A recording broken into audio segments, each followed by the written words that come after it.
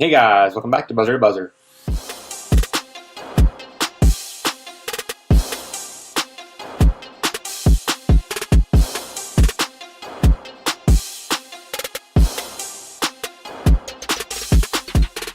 All right, guys. So last night we found out the huge news that J.J. Watt has committed and is going to the Arizona Cardinals, making the NFC West an even tougher division for the Seahawks and the rest of the teams involved right there. Guys, J.J. Watt has agreed to a $31 million two-year contract with $23 million guaranteed in salary, where he'll be joining their pass rush, that Cardinals team with Kyler Murray, linking back up with his boy wide receiver DeAndre Hopkins. Guys, it seems like it's going full circle. J.J. Watt's had an elusive career. Our thoughts on him going to the Cardinals?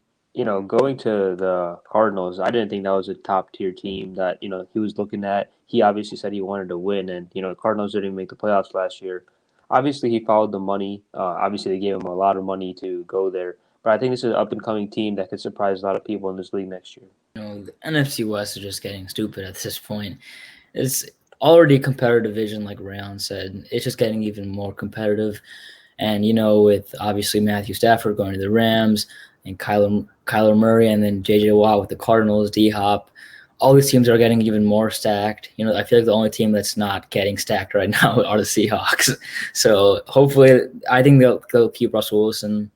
They guaranteed will. And if they don't, then we have some serious thinking to do.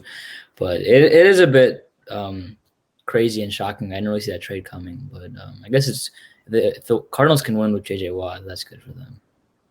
B kind of hinted at the implications of this. I want to dive into that deeper. These guys covered the J.J. Watt signing, but J.J. Watt, he's been known to love the city of Chicago, and although he didn't sign with us, he gave us a few benefits. The first being obviously Russell Wilson. If you were to get traded, he wants to come to Chicago, and one of his main problems right now in Seattle is that he's getting hit a lot.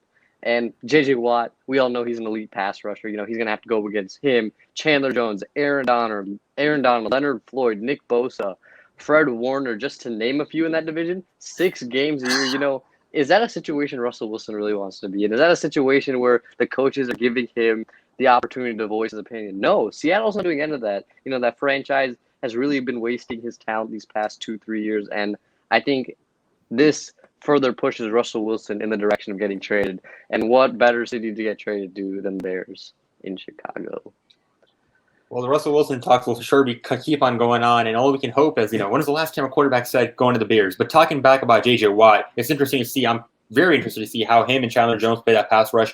J.J. Watt, we all know, was very phenomenal with the Texans. Injuries came about, but I truly feel like that he can sort of make a comeback. That would be pretty nice. And also something that's interesting is that he's linking back up with his old defensive coach who coached him when he came into the league. So I feel like they got a good connection. I feel like that chemistry is going to be good. And one thing's for certain, the Seahawks should be scared out of their pants. Russell Wilson, the O-line's a separate issue, but when he's looking at the other teams, seeing how they're upgrading while the Seahawks are still staying stagnant, I think that, logically speaking, there's no other move. But we'll be talking more about that in the coming days as well. J.J. Watt, Cardinals, D-Hop, it's a full coming story. Love it. All right, guys, so for sure, we talked about the J.J. Watt and the implications that is going to have, but what effect does this have on the whole team of the Cardinals? What do we see them? Are they going to be the number 1 seed in the NFC West, the number 1 in the NFC? What are the chances looking like for next year now?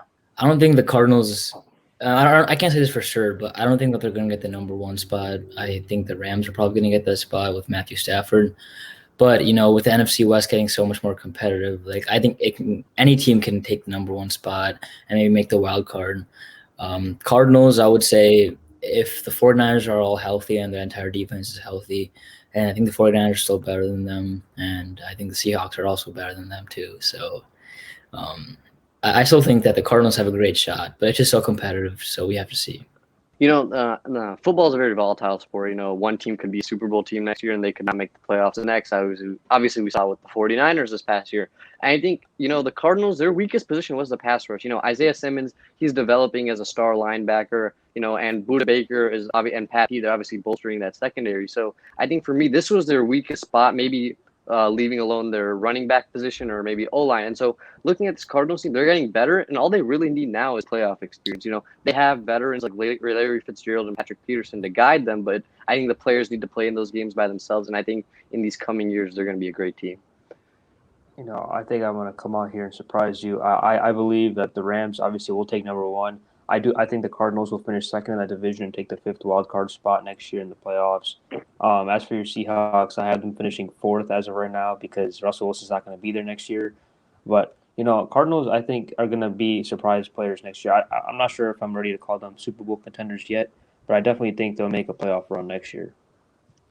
I'm going to go with one up you, Aryan, right there. The Cardinals, I think, are going to be number 1 seed in the NFC West. I feel like Kyler Murray's developing into an even better quarterback. He's playing phenomenally. DeAndre Hopkins, this defense, I feel like the chemistry is going to be number 1 thing. They're all going to be so comfortable in one of their shoes. There's not going to be tensions like there are prevalent in other teams in the division as well. The Seahawks, I agree, number 4 seed. That's the future. I'll be welcome to the reality of being a Bears fan. You'll see next season. Let's see what happens next season where Avi will be taking his talents for his fan as well. But the Cardinals, they got a stellar future, I feel like. And they're for sure going to be contenders in the upcoming years.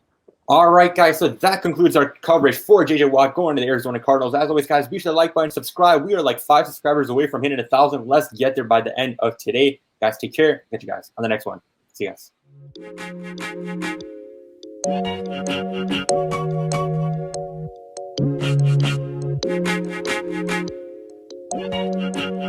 guys.